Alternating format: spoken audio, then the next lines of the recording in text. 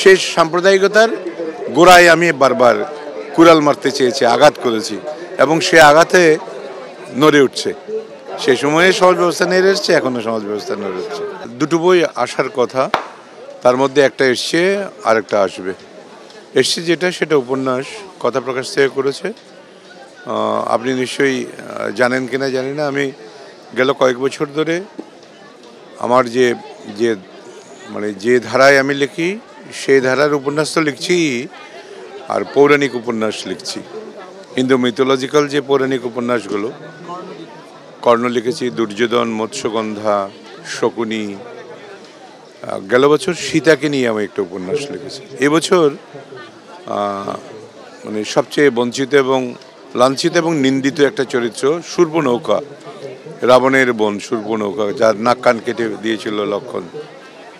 আসলে তার দোষ ছিল কিনা সেটা বিচার করবার জন্যই, তাকে একটু উল্টো দিক থেকে দেখার জন্যই আমি এই উপন্যাস লিখেছি। কথা প্রকাশ থেকে বেরিয়েছে। আর আমার বেশ কবছরের ভ্রমণ কাহিনী জমা ছিল। বাতিঘর, চট্টগ্রামের বাতিঘর, ঘর হতে শুধু দুই পা ফেলিয়া, এ নাম নিয়ে বইটা হবে। 2-1 দিনের মধ্যে বেরোবে বলে ওরা বলছে। আমি যদি শুধুমাত্র মহাভারতের কাহিনীকে অনুকরণ করে শুধুমাত্র ওভাবেই লিখি, অথবা রামায়ণের কথাগুলো যদি একই রকম রেখে লিখি, তাহলে সেই লেখা আপনি পড়বেন কেন বা পাঠকরা পড়বে কেন? কারণ এটা তো মহাভারত বা রামায়ণ পড়লেই মূল কাহিনীটা জানা যায়।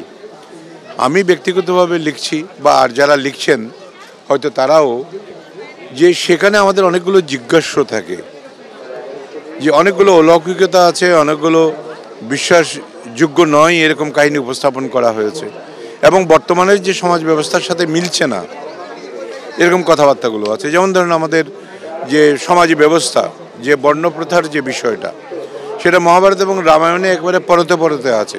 ছোট লোক ছোট থাকবে, ছোট জাত ছোট জাতের মতো থাকবে, মেছো মেছো হয়ে থাকবে, মুচি মুচি হয়ে থাকবে। কিন্তু আমরা এই একবিংশ শতাব্দীতে দাঁড়িয়ে সেই সময়ের সমাজ ব্যবস্থাকে কোন দৃষ্টিতে দেখছি? আমার কাজ হলো যে বর্তমানকে পুরাণের সাথে এবং পুরাণকে এনে বর্তমানকে বিচার করা। এই কাজটাই আমি করে যাচ্ছি। সেই জন্য হয়তো আমার এই পৌরাণিক উপন্যাসগুলো পাঠকরা গ্রহণ করছে। প্রাপ্ত শ্রেণীর মানুষকে লিখতেন। এখনো লিখি। তবে মজার ব্যাপার হয়েছে কি, প্রাপ্ত শ্রেণীর মানুষ তো লিখেছি বেশ কিছু বই। এই ট্রেন্ডটা, পৌরাণিক উপন্যাসটা লেখার ট্রেন্ডটা আমাদের দেশে, বাংলাদেশে তেমন ছিল না উপন্যাস লেখার। সেটার জন্য তো মিথোলজিক্যাল অনেক পড়াশোনা দরকার আছে। তারপরে আপনার একদম ছোটোবেলা থেকে সে কালচারের সাথে, সে ভাবনা চিন্তার সাথে সম্পৃক্ততার দরকার আছে। একেবারে নতুন আজকে শুরু করে মিথোলজিক্যাল উপন্যাস লেখা যাবে না, যদি বাই বর্ন বলেন আর বাই কালচার্ড বলেন, যদি এটার সাথে যুক্ত না হন।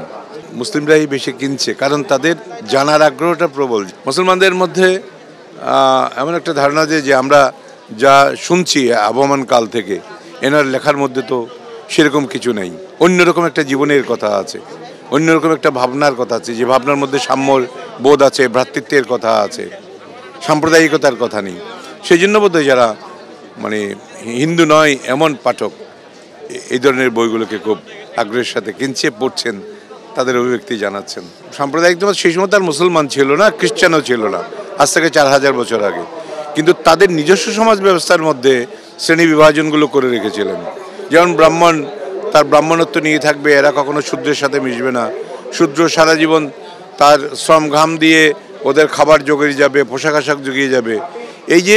এটা এক ধরনের সাম্প্রদায়িকতা, ধর্মগত সাম্প্রদায়িকতা না হলেও এটা বর্ণগত সাম্প্রদায়িকতা। সেই সাম্প্রদায়িকতার গোড়ায় আমি বারবার কুড়াল মারতে চেয়েছি, আঘাত করেছি, এবং সে আঘাতে নড়ে উঠছে। সে সময়ে সমাজ ব্যবস্থা নেড়ে এসছে, এখনও সমাজ ব্যবস্থা নেড়ে উঠছে।